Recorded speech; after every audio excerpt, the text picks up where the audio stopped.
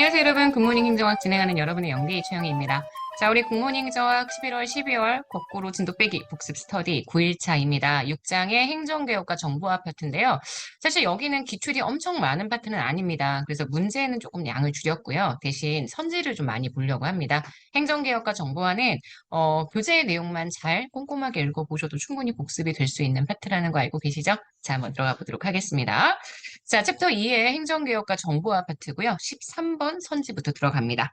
정부 혁신의 여러 가지 접근법이 있죠. 그중에 사업 중심의 접근법, 정책 목표와 내용, 소요 자원에 초점을 두어서 행정 목표를 개선하고 서비스의 양과 질을 개선하려고 하는 접근법입니다. 이 사업 중심 접근법이 기출된 적이 한번 있어서요. 일부러 이 부분에 대한 선지들을 좀 골라봤고요. 그다음 14번입니다. 정부 혁신의 저항이 있죠. 저항이 있을 때 그 저항을 극복하는 방법 중에 기술적, 공리적인 형태의 방법, 인사, 예산에 있어서 인센티브를 활용하게 됩니다. 강제적인 방법도 있고요. 그 다음 규범적인 방법도 있습니다. 세 가지의 방법 중에 요거 하나, 그 다음 요거. 세 가지 중에 가장 효과적인 방법은 당연히 규범적 방법입니다. 그래서 14번 보시면서 정부 혁신에 대한 저항 극복하기 위한 방법 잘 익혀주시고요. 15번부터는 지식행정으로 들어갈게요. 지식행정은 지식 제공자의 잠재의식, 우리가 이걸 암묵지라고 얘기하죠. 표출되거나 형식화되어 있지 않은 지식입니다. 이걸 표출지, 형식지로 변화시켜서 조직의 생산성 향상으로 연결시키는 행정을 설명을 합니다. 그래서 지식의 유형이 두 가지, 암묵지와 형식지 두 가지가 있는 것 알고 계실 거고요.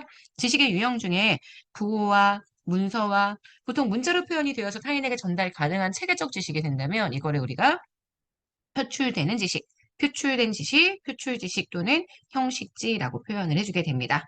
자, 지식관리 시스템입니다. 지식관리 업무의 수행, 대민 행정 서비스 제공, 행정과정 전반에 지원해주기 위해서 각종 정보를 산출해서 제공해주는 시스템을 이야기하고요.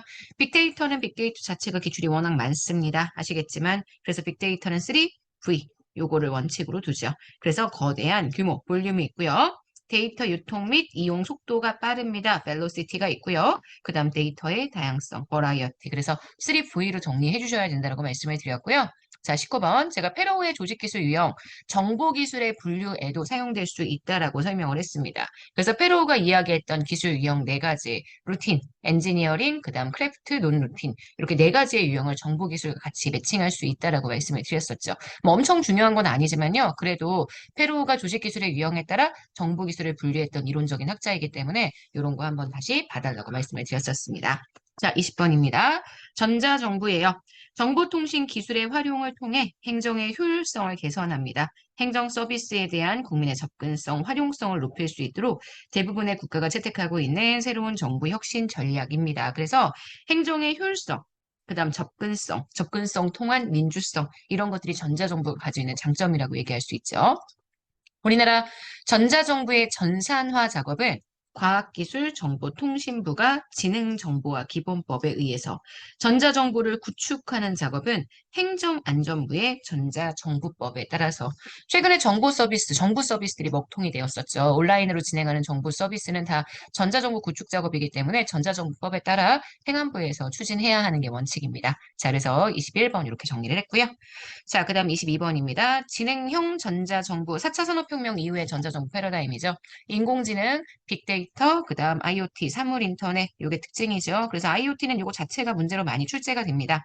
지능정보 기술을 활용해서 국민 중심의 정부 서비스를 최적화하고 스스로 일하는 방식으로 혁신하며 국민과 함께 국정 운영을 실현함으로써 안전하고 편안한 상생의 사회를 만드는 디지털 신정부.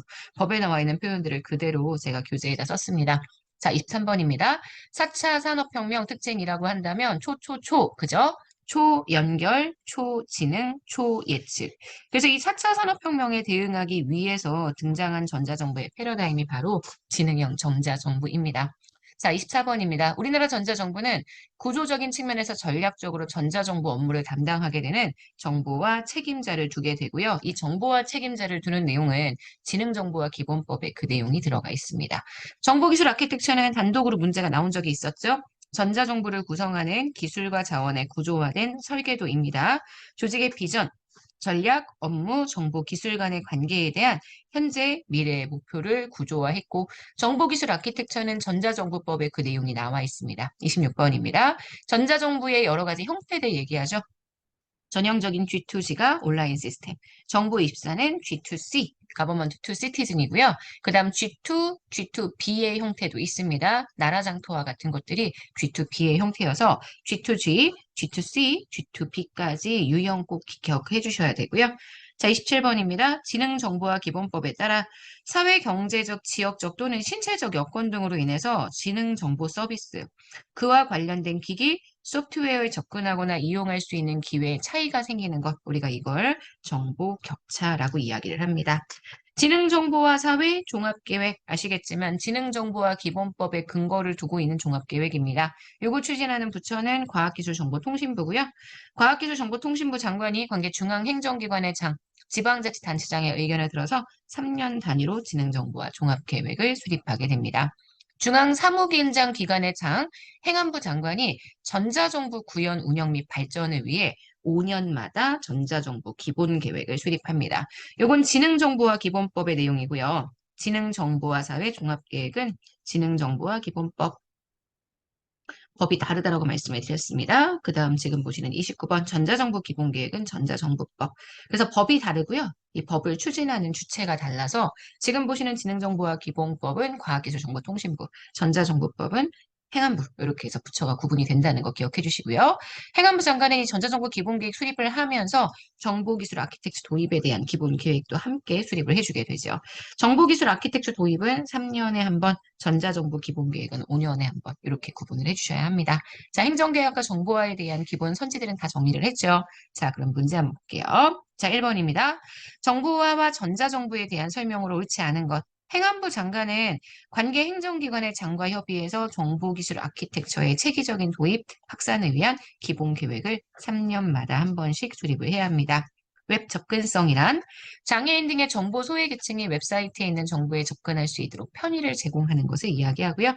빅데이터의 특징, 크기, 그죠? 볼륨이 있고요. 그 다음 버라이어티, 다양성이 있고요. 그 다음 벨로시티.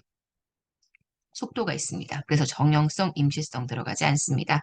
4차 산업혁명은 초연결, 초지능, 초예측. 그래서 산업과 산업 사이의 초연결성을 바탕으로 해서 초지능성 창출에 핵심을 두고 있습니다. 자, 문제의 정답이 되는 건 그래서 3번 되는 거 보실 수 있죠. 자, 여기까지 보시면 우리 행정개혁과 정보화 6장의 섹터 2까지 정리를 했습니다. 기출이 많은 파트는 아니지만 워낙 선지들이 좀 까다로울 수 있어서요. 지금 제가 기본서에 있는 내용들 가지고 빈칸 만들었는데 기본서 좀 참고하시면서 하나하나 꼼꼼하게 읽어주신 작업 필요합니다. 아시죠? 네, 여기까지 해서 6장은 마무리하고요. 우리 내일 아침 5장의 내용 거꾸로 진도를 한번 빼보도록 합시다. 여러분, 오늘 하루 정말 여러분 거고요. 내일 아침에 만날게요. 여러분, 안녕.